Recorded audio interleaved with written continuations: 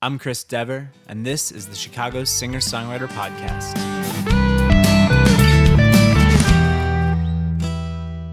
Welcome to episode 1 of the Chicago Singer-Songwriter Podcast. I'm your host, Chris Dever. Since this is the first episode, let me give you the rundown of what you're in for. Every episode, I'm going to bring a different singer-songwriter in to talk about the Chicago scene. They'll tell you how they got interested in writing songs and playing in front of people, which local singer-songwriters have influenced them or they aspire to someday play with, their experiences in Chicago, projects they've been involved in, and what shows or albums they have coming up. And then we'll dive deep into their songs. Each guest will perform 3 songs and talk about what inspired them. I'm really excited to get to know musicians I've met over the last year and share their stories and songs with you. My hope is that you'll discover new artists through this podcast, and if you're a singer-songwriter who is hesitant about getting out there and performing, I hope that hearing the challenges your peers have overcome gives you the inspiration you need to hit the stage in front of a group of strangers. Being that this is the first episode, I will be playing the part of my own guest. First, a bit of backstory. I started playing music in junior high. A friend of my parents gave me a crappy guitar to noodle around with. I tried taking lessons to learn the fundamentals, but I quickly lost interest in the amount of time it was taking me to become a famous rock star. So I gave up on lessons and decided to teach myself how to play. I subscribed to guitar magazines, watched music videos, read books about guitarists, and carried a guitar pick in my wallet at all times, just in case the opportunity to shred presented itself. And I was terrible, just terrible, but I was learning. I think the first full song I learned to play and sing was Good Riddance by Green Day. The poor guy at the guitar shop where I bought my first guitar probably still can't hear that song without dying a little inside. Throughout high school, I spent most of my free time learning songs and singing at the top of my lungs in my bedroom. I made the venture into songwriting when I started dating. Every couple-y holiday, my girlfriend received a new cassette tape of the latest batch of songs I recorded for her on my stereo. It's a wonder it didn't last. I spent a lot of time in coffee shops in high school. I was friends with people in bands, and I loved going to shows, imagining myself on stage while people sang along with lyrics I wrote. My first band was a sad excuse for a metal band. We played a concert in my drummer's garage for our parents. I should mention I wasn't cool in high school. I started playing open mics in my junior year. The first was a coffee shop in Homewood called Sputnik. There was always a decent crowd, and they were really supportive. I would make it whenever work didn't interfere. I loved it, but then Sputnik closed their doors for good. Then I kind of stayed away from performing for a while. I think it was the lack of options. There was a Borders in a neighboring town that held an open mic, but after competing with the espresso machine a few times, I stopped going. I thought my performance hobby was done until I was old enough to go to bars. And I was mostly right. For about 5 years, I stopped performing, focusing instead on writing and learning music production. Then, in 2008, I got married and moved to Chicago. I set up a home studio in the spare bedroom and spent the next 6 months recording my first album, Songs to Move You Along. You can find it on Grooveshark if you search for Chris Dever. That project taught me that when you perform, record, and mix everything yourself, it's the best way to sterilize your music. Through work, I met a guy named Marlon, who I'm hoping to feature on a future episode. Marlon was living the rock star life that I wanted. He was in a band that played in venues in front of people. I wanted in. I remember there was an open mic he heard about at some piano bar in Streeterville. The rumor was that CBS was interviewing performers, so we went and checked it out. Turns out, TV producers tend to want to put more attractive people on their shows. We didn't make the cut. It was fun, but not the show that was going to bring me back to the stage. In fact, I think it had the opposite effect. I completely stopped playing music for a while after that show. Until Marlon started hosting an open mic at the bar below his apartment. It was a pretty sweet gig. The bar had really cheap beer for the north side, and Marlon managed to get sponsored by a local Domino's, so there was always free pizza. It ran for a few months until the owner of the bar had different plans for Wednesday nights and gave us the boot.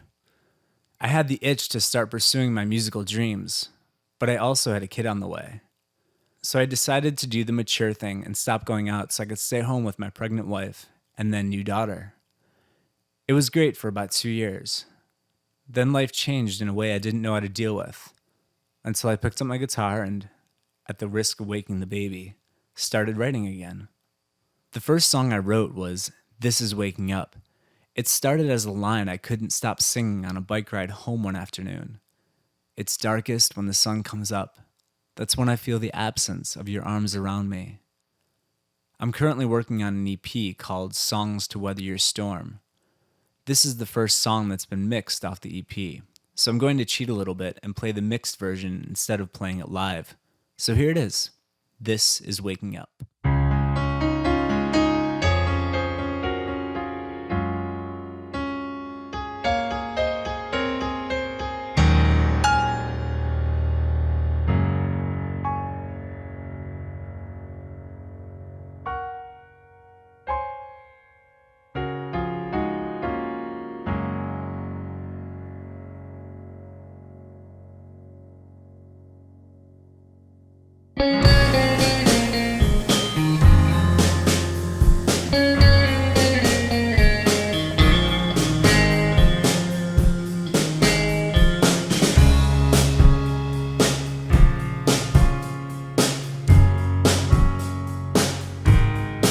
Here's to the day when we can busy ourselves, run around in circles, dream of stories to tell. Here's to the night when we can close our eyes, slowly drift away and kiss our worries goodbye. But they're here to stay.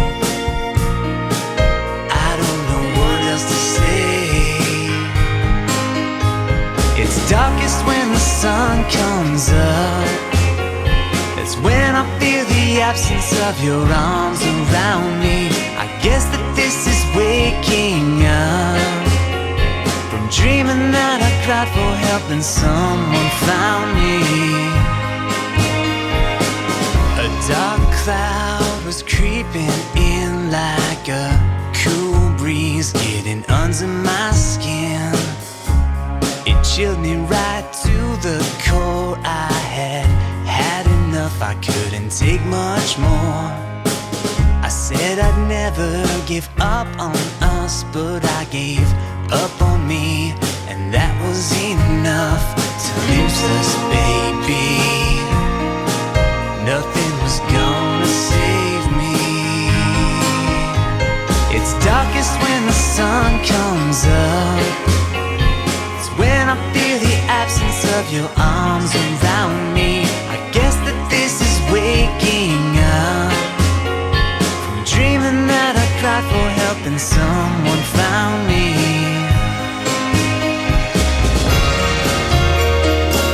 We've been spinning round in circles far too long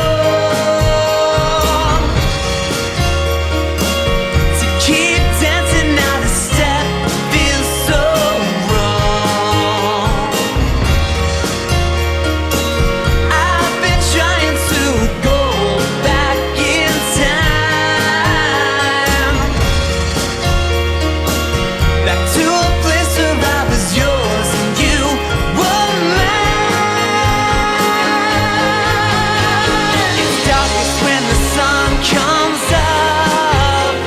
That's when I feel the absence of your arms around me. I guess that this is waking up from dreaming that I cried for help and someone found me. Sometimes the ghost of you would slip by my nose until I smoked the smell of you right out of my clothes.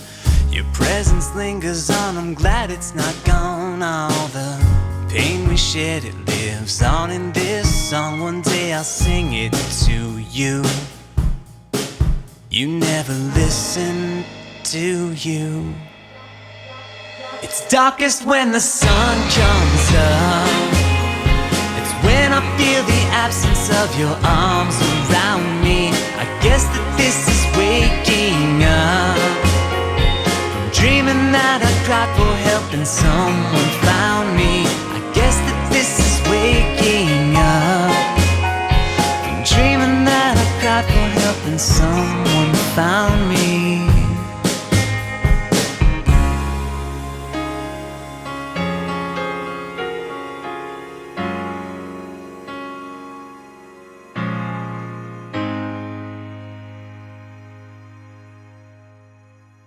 This song was recorded at the home studio of my coworker, John Pudar. John also arranged the instrumentation, played all guitar and bass parts, strings on the keyboard, and mixed and mastered the whole track. He's a busy guy, and he's damn good at what he does. The piano part was recorded by John Featheringham, drums by Brian Cann.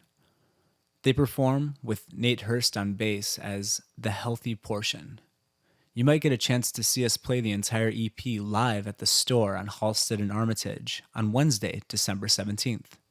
This song is significant in that, about a year ago, it was the first song I played at a Chicago open mic. That led to meeting a lot of great musicians who you'll get to know in upcoming episodes. If you paid attention, you may have picked up that this song has a bit of a sad tone to it. I'd classify it as a breakup song, to put it lightly. I realized after writing this song that there was some stuff I was dealing with, or wasn't dealing with, that needed to be explored in songs. As time went on, I kept writing new songs and performing them at open mics. It was cathartic. This next song is another off the Songs to Weather Your Storm EP. It was written months after This Is Waking Up, once the dust had settled a little in my personal life and the future wasn't looking so bleak. I was able to see that often, when something dies, something greater can take its place. This one's called Beauty and Decay.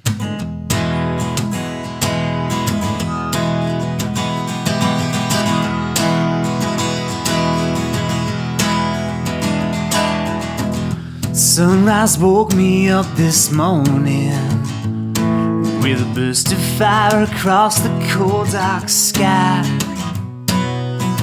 Weatherman said rain was coming. I should've listened, I just couldn't stay inside. I went downstairs to grab the paper. I could hear the thunder rumbling o'er the plains. Shops are boarding up their windows. No one knew if they would see the sun again. There's beauty in decay. Weeds that grow through cracks in the sidewalk will be forest someday. When the rains pour down, take shelter in the thought the second hand still spins around. You can hear time passing, that pitter-patter sound.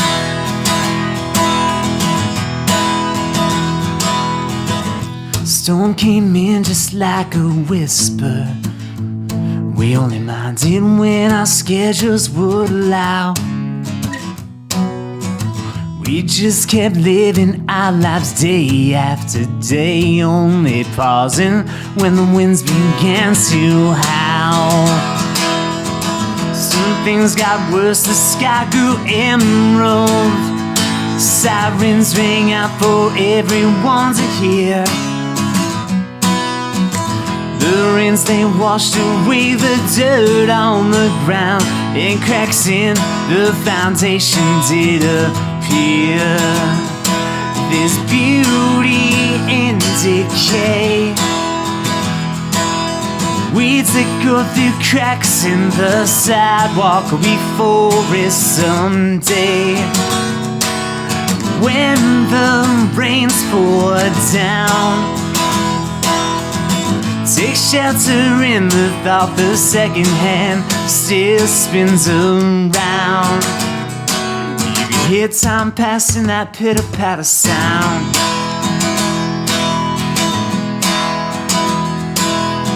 Sunlight was opening up windows, lighting a path for someone else to see. can't help looking back and laughing. That sunlight's pouring out from inside me. There's beauty in decay. Weeds that go through cracks in the sidewalk before it's someday. When the rains pour down, take shelter in the thought the second hand still spins around. You can hear time passing, that pitter-patter sound. I can't say that this is my favorite song, or even my best, but it's definitely my most allegorical. It starts out with waking up, much like the last one you heard. But the sunrise sets a totally different tone. It's a song of hope. But then I get into the storm and my own reluctance to acknowledge the impending doom on the horizon. When you see the storm as a metaphor for disastrous life events, the rest of the song is pretty self-explanatory. The second part of the chorus, when the rains pour down, take shelter in the thought the second hand still spins around, you can hear time pass in that pitter-patter sound, was a turning point for me as a songwriter. It was in writing that line that I realized the worst was behind me, and it wasn't as bad as I thought it would be. It was my way of saying I had made it through a storm and came out alive. You will too, whatever storms you may weather. That's where the title of the EP came from. To wrap things up, I'm going to play the latest song I wrote. This one isn't quite as heavy as those last two. It's a series of short stories about fictional characters. In some small way, all the characters in my songs reflect a part of me. I try not to be too literal, mostly because I like telling stories, creating characters, bringing them to life for 3.5 minutes, usually to a catchy melody and an easy chord progression. It's just where I'm at as a songwriter. Someday I may delve into lyrical obscurity or deep poetry, but for now I like writing stories. This song, I'm Doing Fine, is about 3 characters who have less than perfect lives, but they're doing fine.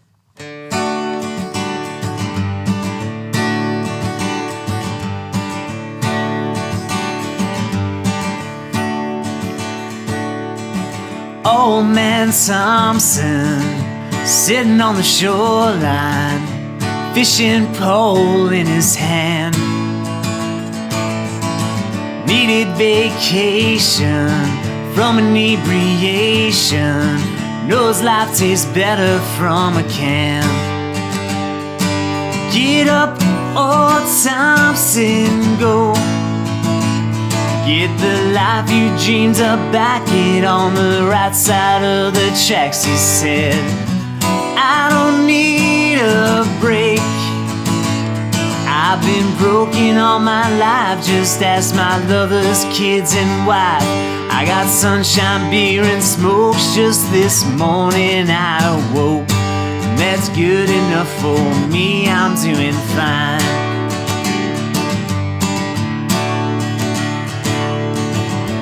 Widow Taylor, busking on the corner, hoping someone would spare a buck. They just passed by, no one would listen. Why give money to a woman you can't fuck? Get up, Miss Taylor, go. Get the life you dreamed of, back it on the right side of the track, she said. I don't need a break.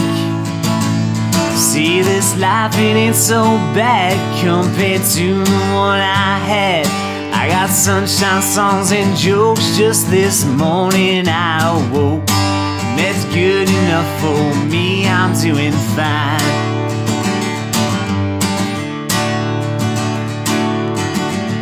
Maria Langdon sold junk for money, shot the profits up her arm. Gets so lonesome, lying in the corner, never caused nobody any harm. Get up, Maria, go. Get the life you dreamed of back, get on the right side of the track, she said. I don't need a break. Some folk singer gave me gold for a typewriter that I stole. I got sunshine, speed, and coke. Just this morning I awoke, and that's good enough for me. I'm doing fine.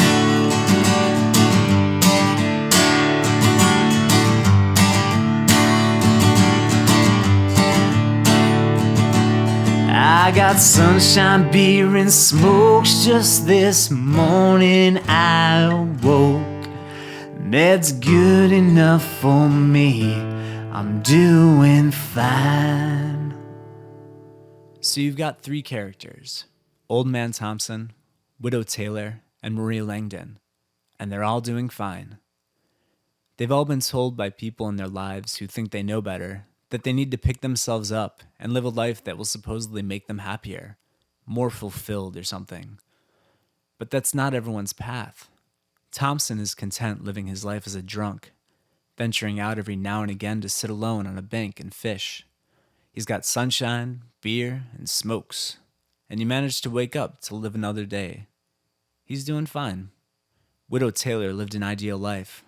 I don't get into it in the lyrics, but she gave up her musical aspirations to live her life as a good little housewife. It wasn't until her husband died that she took to the streets and lived the life that she'd been missing out on. See? This podcast is the only place you'd be privy to such backstories. The last character, Maria, came from a song by another Chicago singer-songwriter by the name of Ross Berman. You'll get to hear more about him in next month's episode. Ross has a song called Set My Body Free that I couldn't stop singing back in July as I rode my bike across Iowa for Ragbri. The chorus is, I've got this body and it's tired of me. Need some better weather, need some sleep. I spent hours singing that song to myself. So when I got back, I learned it and incorporated it into my repertoire. He even grabbed his harmonica a few times and joined me on stage to sing it. That's the kind of experiences that'll make you fall in love with this city's music scene. Anyway, in that song there's a line Ross sings that goes, Maria sold me an old typewriter. She needed money for her next high. How cool, I thought, would it be to take a character that someone else created and give her a life in one of my songs? So that's what I did. And she's doing fine. Well, that about wraps things up for the first episode of the Chicago Singer-Songwriter podcast. If you know me, hopefully you were able to gain a little more insight than you had an hour ago. If we haven't met, I hope I was able to captivate you with this whole episode. As this is the first episode, I'm open to the idea that there were flaws. If you have any feedback on the episode or have ideas I can incorporate into future episodes, email me at chicagosingerSongwriterPodcast@gmail.com. Hit me up on Facebook at Chicago Singer-Songwriter Podcast, and follow me on Twitter at Chicago Singer-Songwriter Podcast. Thanks for listening. Join me in 2 weeks when I'll have my first guest on the show. Until then, keep writing.